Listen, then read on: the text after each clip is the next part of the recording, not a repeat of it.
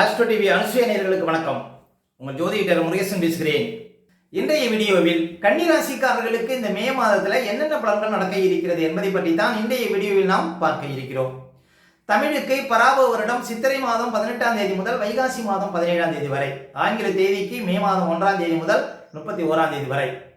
கன்னி ராசிக்காரர்களுக்கு இந்த மே மாத கிரக நிலவரங்களை பார்த்தோமானால், ராசிக்கு 6ஆம் இடத்திலே ராகு, 7ஆம் இடத்துல செவ்வாய் சனி, 8ஆம் இடத்துல சூரியன் புதன், 9ஆம் இடத்துல சுக்கிரன், 10ஆம் இடத்துல குரு, 12ஆம் இடத்துல கேது சஞ்சரிக்கிறார்கள்.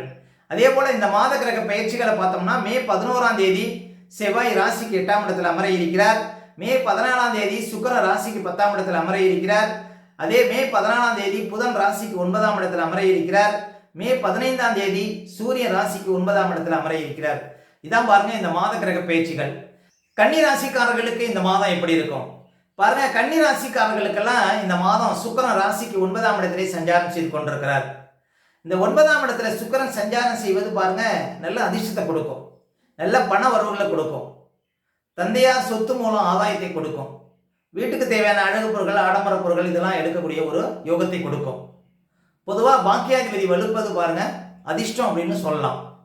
அப்ப இந்த மாதம் சுக்கிரன் பாருங்க 9ஆம் இடத்துல சஞ்சாரம் செய்வது சிறப்பு. அதே போல உங்க ராசிக்கு அதிபதினு சொல்லக்கூடியவர் பாருங்க புதன் பகவான் விரயஸ்தானத்துல சஞ்சாரம் செய்கிறார். மே 14ஆம் தேதி வரையும் பாருங்க ஆரோக்கியத்துல கொஞ்சம் கவனம் செலுத்துங்க கன்னி ராசிக்காரர்கள்.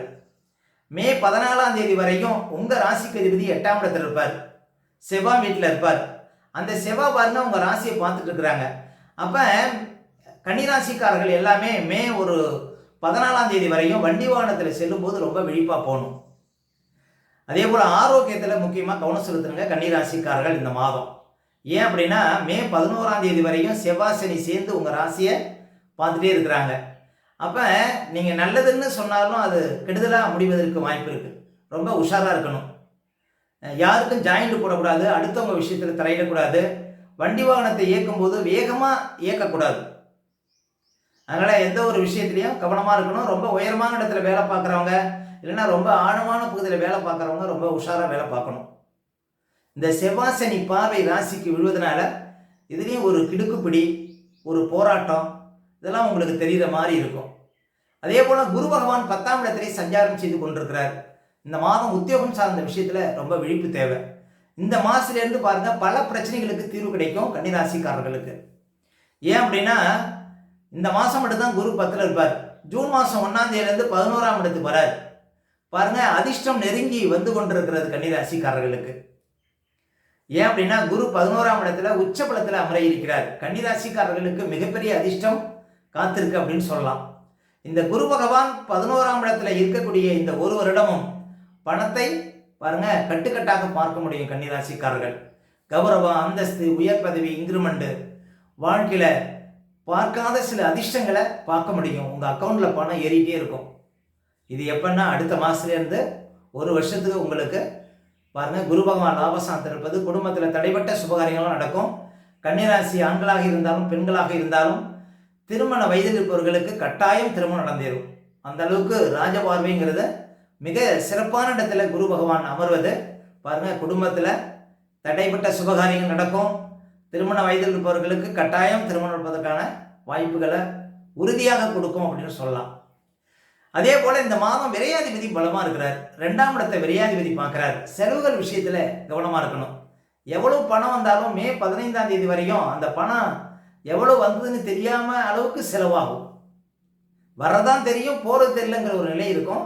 மே மாதம் ஒரு 14-15 தேதி வரையும். மே 15ஆம் தேதி அப்புறம் பாருங்க உங்களுக்கு சூரியன் 9ஆம் இடத்துக்கு போயிடுவார். அதுக்கப்புறம் பிரச்சனை இல்லை. இந்த மே 15ஆம் தேதி வரையும் பாருங்க கொஞ்சம் உஷாரா இருக்கணும் கன்னிராசிக்காரர்கள். அதே போல அரசாங்க விஷயத்துல கவனமா இருக்கணும், அரசாங்க அதிகாரிகள் விஷயத்துல கவனமா இருக்கணும். அதே போல பாருங்க தந்தையார் ஆரோக்கியத்துல கவனம் செலுத்தணும். அதே போல மே 15ஆம் தேதிக்குள்ள ஏதாவது இடம் மாறணும், வீடு மாறணும் அப்படிங்கிறவங்களுக்கு அந்த ஆசைகள் பூர்த்தியாகும். ஒரு இடமாற்றத்தை கொடுக்கும் 12ஆம் இடம் வலுக்கும் பொழுது. ஒரு வெளிநாடு போகணும் அப்படின்னா டக்குன்னு வெளிநாடு போகக்கூடிய யோகத்தெல்லாம் கொடுக்கும். ஆனால் மே 15ஆம் தேதிக்கு அப்புறம் பாருங்க உங்களுக்கு சூரியன் 9ஆம் இடத்துல சஞ்சாரம் செய்யக்கூடிய காலம் சிறப்பான காலம். அதே போல கன்னிராசிக்காரர்களுக்கு ஒரு அதிக அதிர்ஷ்டத்தை கொடுக்கக்கூடியவர் யார் அப்படின்னா சுக்கிரன் தான். அந்த சுக்கிரன் பாருங்க மாத ஆரம்பத்தில் 9ஆம் இடத்துல இருந்தாலும் மே 14ஆம் தேதிக்கு அப்புறம் 10ஆம் இடத்துல அமர இருக்கிறார். ஏற்கனவே 10ஆம் இடத்துல குரு இருக்கிறார். அப்ப பாருங்க 4க்குடைய குரு பகவானும் 9க்குடைய சுக்கிரனும் ஒரு கேந்திராதிபதியும் ஒரு கோணாதிபதியும் 10ஆம் இடத்துல அமர்றாங்க.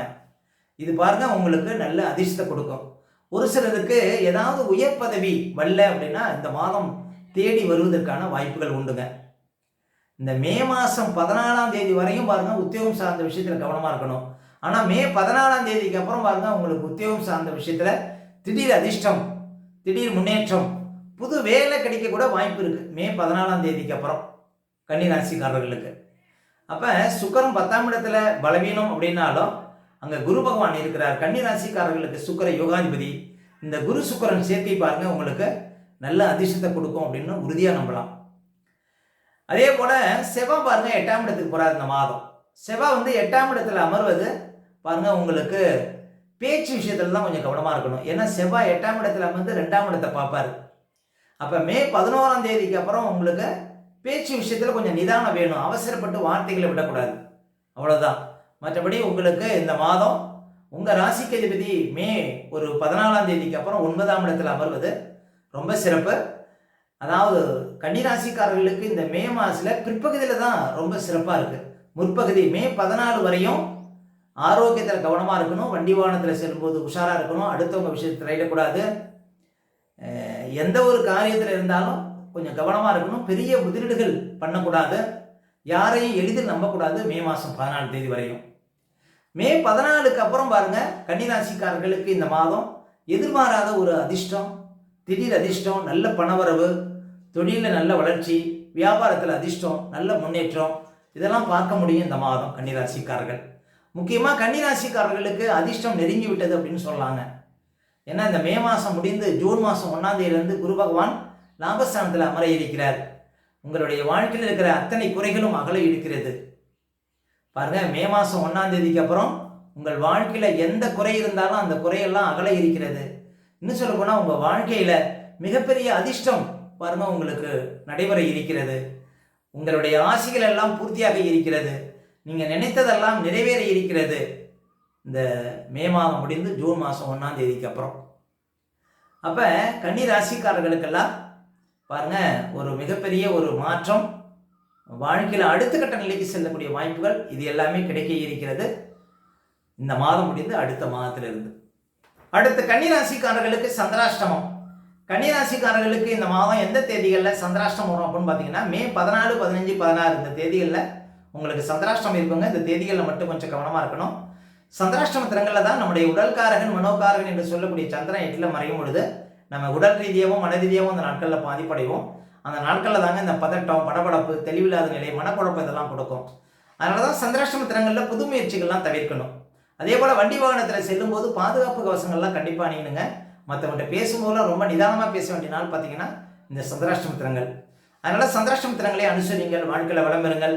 மேலும் கன்னிராசிக்காரர்களுக்கு இந்த மாதம் எந்த தேதிகளில் பணப்புழக்கம் ரொம்ப சிறப்பாக இருக்கும் அப்படின்னு பார்த்தீங்கன்னா மே 3, 4, 5, அதே போல் மே 10, 11, 12, 13, 14, மே 20, 21, 22, மே மாதம் 25, 26, 27 இந்த தேதிகளில் நிறைய பணப்புழக்கத்தை பார்க்க முடியும் கன்னிராசிக்காரர்கள். மேலும் உங்களுடைய சுய ஜாதகத்தை நீங்கள் பார்க்கணும் அப்படின்னா திரையில் தெரியக்கூடிய நம்பருக்கு கான்டாக்ட் பண்ணுங்கள். உங்களுடைய பிள்ளைகளுக்கு புதுசாக ஜாதகம் எழுதணும் அப்படின்னாலும் இந்த நம்பருக்கு கான்டாக்ட் பண்ணுங்கள். ஓகே, இந்த வீடியோ பிடிச்சிருந்தா லைக் கொடுங்க. உங்கள் கருத்துக்களையும் கேள்விகளையும் கமெண்ட்ஸில் பதிவிடுங்க. இன்னும் நம்ம பல வீடியோ கொடுக்க இருக்கிறோம். நம்ம சேனலை சப்ஸ்கிரைப் பண்ணுங்கள். பக்கத்தில் வர பெல் சிம்பலை கிளிக் பண்ணுங்க. நன்றி, வணக்கம்.